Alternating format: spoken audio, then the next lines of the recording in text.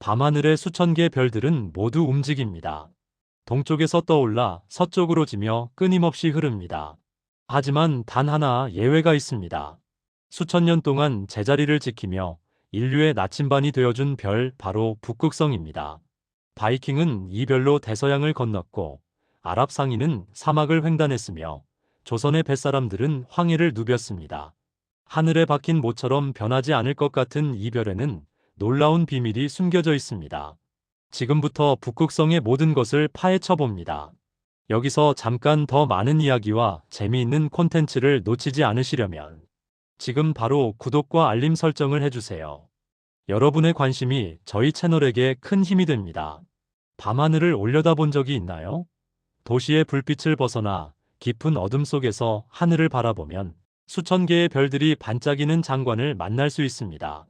그런데 이 별들을 몇 시간 동안 지켜보면 흥미로운 사실을 발견하게 됩니다. 모든 별이 천천히, 그러나 분명하게 움직이고 있다는 것입니다.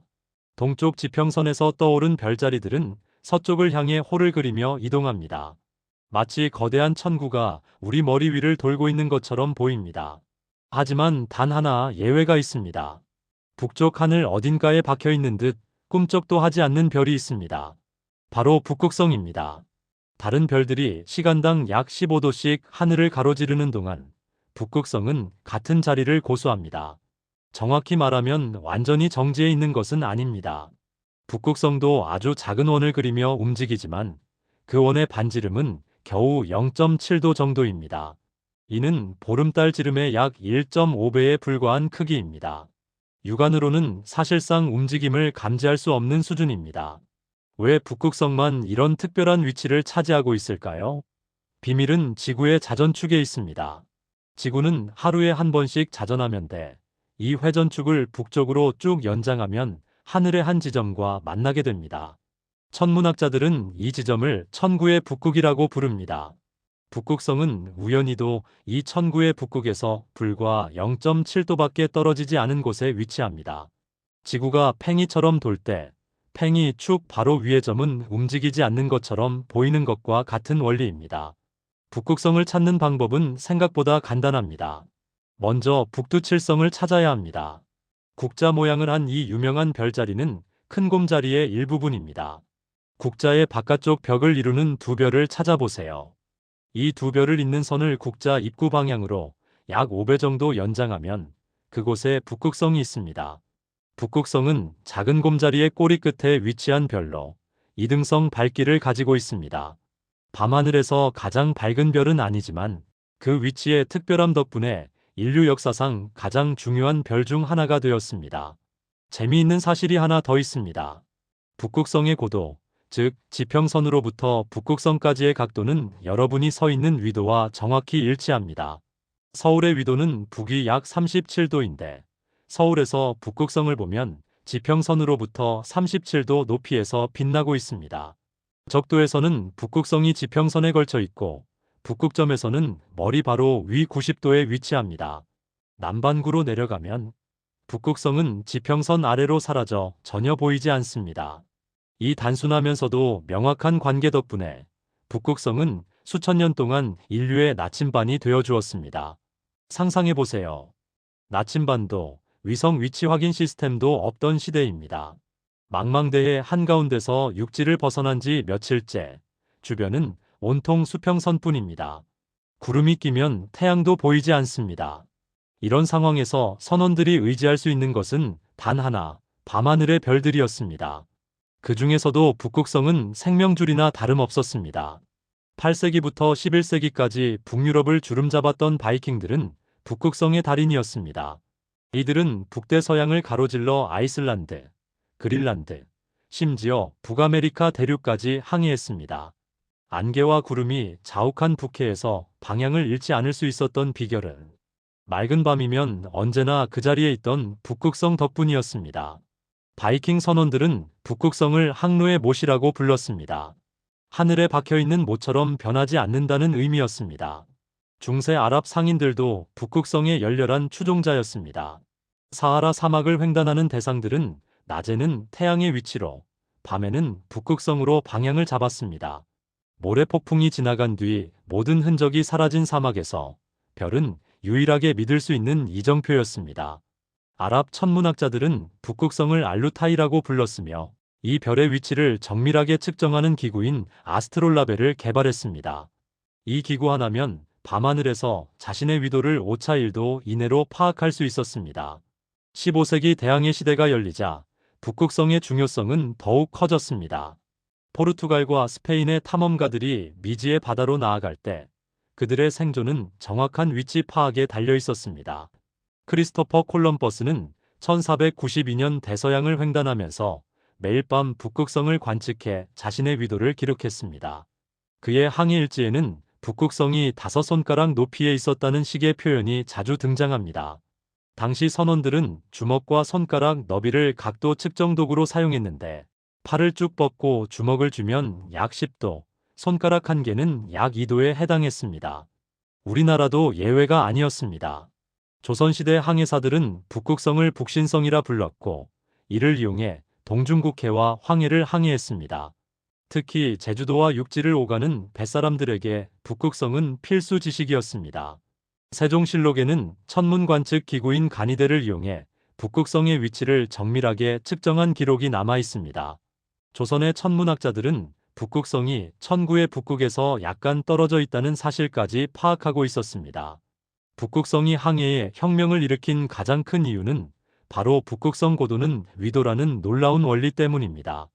6분의 1을 이용해 북극성의 고도를 재면 그것이 곧 자신이 서 있는 위도가 됩니다. 적도 근처에서는 북극성이 수평선 가까이 보이고 북쪽으로 올라갈수록 더 높이 떠오릅니다. 북위 50도 지점에서는 북극성이 정확히 50도 높이에 있습니다.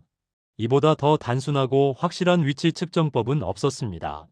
경도를 측정하려면 정밀한 시계가 필요했지만 위도는 북극성만 보이면 누구나 알 수 있었습니다. 이 한 가지 사실만으로도 북극성은 수천 년간 인류 문명의 확장을 가능하게 만든 별이 되었습니다. 밤하늘에서 북극성을 바라볼 때 우리는 단 하나의 빛나는 점을 봅니다. 하지만 놀랍게도 북극성은 혼자가 아닙니다. 망원경으로 자세히 관찰하면 북극성은 실제로 3개의 별로 이루어진 삼중성계라는 사실이 드러납니다. 우리가 보는 주별은 폴라리스 A라고 불리며 약 434광년 떨어진 곳에서 빛을 발하고 있습니다.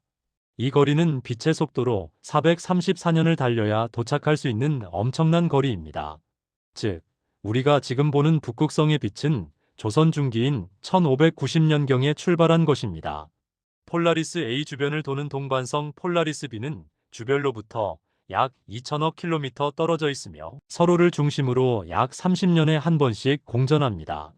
이 거리는 태양과 천왕성 사이 거리와 비슷합니다. 그리고 훨씬 멀리 떨어진 곳에 폴라리스 C라는 세 번째 동료가 있습니다. 이 별은 주별로부터 약 4000억 킬로미터나 떨어져 있어 작은 망원경으로도 분리해서 볼 수 있습니다. 북극성의 크기는 어느 정도일까요? 폴라리스 A의 지름은 태양의 약 46배에 달합니다. 만약 태양 자리에 북극성을 갖다 놓는다면 그 표면은 수성 궤도를 훨씬 넘어서게 됩니다. 질량은 태양의 약 5.4배이며 밝기는 태양보다 무려 2500배나 밝습니다. 표면 온도는 약 6000도로 태양의 5800도보다 조금 높은 편입니다. 이렇게 뜨겁고 밝은 별이 434광년이나 떨어져 있는데도 우리 눈에 이등성으로 보이는 것입니다. 만약 북극성이 시리우스처럼 8.6광년 거리에 있었다면 밤하늘은 북극성의 빛으로 환하게 밝혀졌을 것입니다. 북극성에는 또 하나의 숨겨진 비밀이 있습니다. 이 별은 변광성에 속합니다. 변광성이란 별의 밝기가 주기적으로 변하는 별을 말합니다. 북극성은 특히 세페이드 변광성이라는 특별한 부류에 속하는데 약 3.971을 주기로 밝기가 미세하게 변합니다. 별 내부의 헬륨층이 주기적으로 팽창과 수축을 반복하면서 이런 현상이 일어납니다. 밝기 변화폭은 약 0.15등급으로 육안으로는 거의 감지할 수 없지만 정밀한 관측 장비로는 충분히 측정 가능합니다.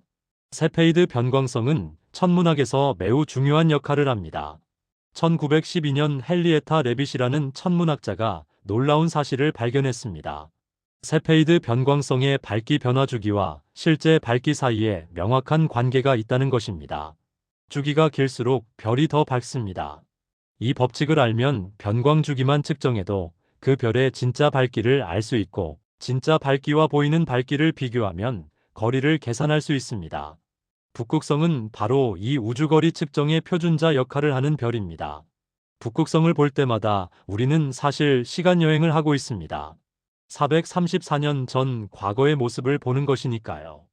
북극성에서 지구를 바라본다면 지구에서는 아직 임진왜란이 한창이고 셰익스피어가 희곡을 쓰고 있을 시기입니다.